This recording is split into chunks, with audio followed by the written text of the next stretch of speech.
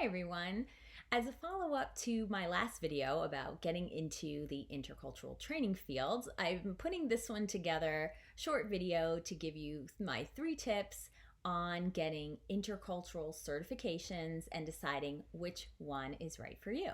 So my first tip is pretty simple. It's all about time commitment. So figure out how much time you have to devote to these certifications.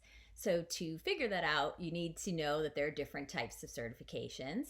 So there are shorter ones, maybe a few hours, that will give you, the essential information, kind of an overview, a high-level overview. And then you have longer programs that are full-on train the trainer programs. So those obviously will be a little bit more costly, but they're more involved, and they're going to give you everything you need to know so that you can go out there and start delivering your own trainings, whether that's as a freelancer or working with your own clients. So you need to figure that out first. Do you want a shorter program or a full-on train the trainer program? It depends on your experience. I would say the train the trainer programs are great if you know exactly that that's what you want to get into. If you're unsure, you might want to start with the shorter programs that usually are just a few hours in length. And you also have to decide if you want to do it face-to-face or in person. Obviously, right now, it's not a good time to do trainings in person, but generally speaking, that's the decision you have to make. There are virtual certifications that you can do online.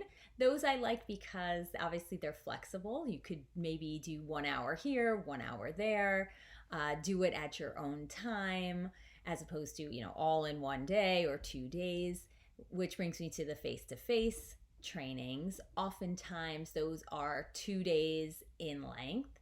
And so you would need to build that into your schedule, obviously. Do you have 2 full days, or do you prefer doing something virtually, breaking up the hours? The programs that are often 2 full days in length, sometimes they'll be available in your city, but most of the time they won't be, so you will have to travel. So again, thinking about time commitment, a 2-day training might turn into 3 or 4 days because you're going to have to fly there, stay over, get a hotel, etc. And so my second tip is really deciding on your focus. So I mentioned this in the last recording, in the last video that I did, that there are different types of intercultural training. So figure out what the focus is of the certifications, because some might have a more academic focus and they might be taught by someone that is in intercultural training, but exclusively in academia. So they work with universities. So that certification might have a slant towards academia. You could find a certification that has more of a business slant or working with expats and families.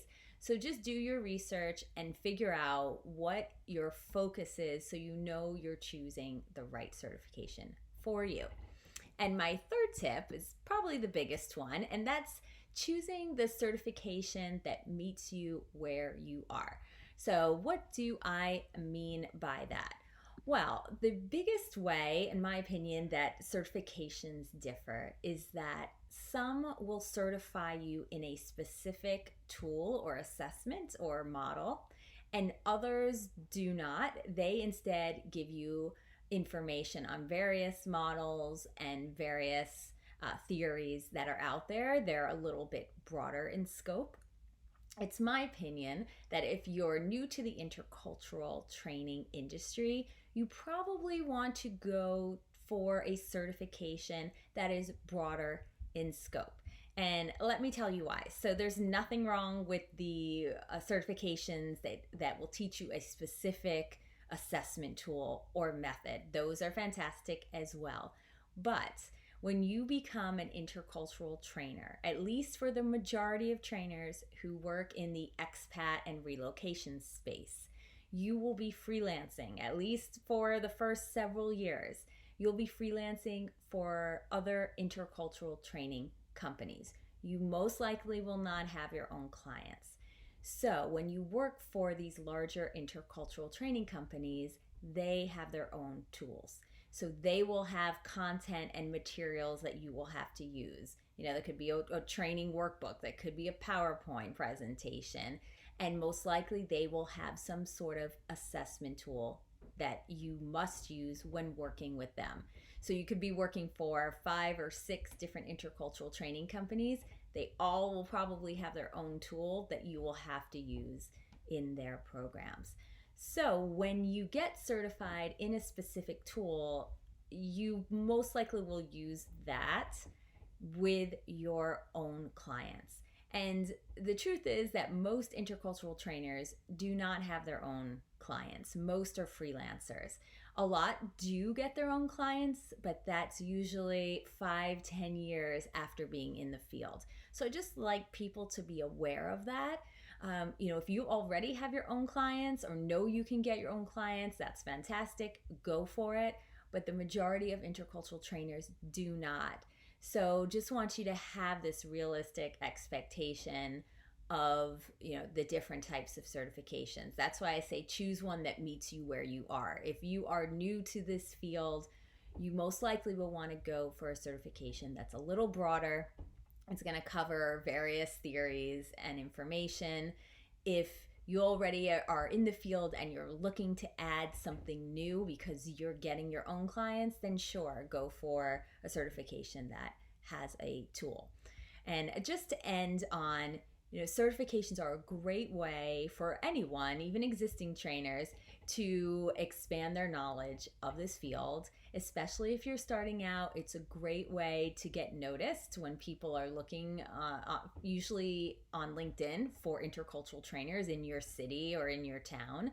They'll want to see that you either have education or some sort of certification. So I definitely recommend them. Again, just take the time to do your research. Make sure you are choosing a certification that has the right focus for you. Make sure it has the right, flexibility, I would say, for you, online, in person. Is it just a few hours or is it several days? And then most importantly, really think about whether or not at this point in time you want to be certified in a tool, or you prefer not to, and to have a more general overview of various tools and information. So that's my 3 tips for today. Please, as always, send me a note if you have any questions.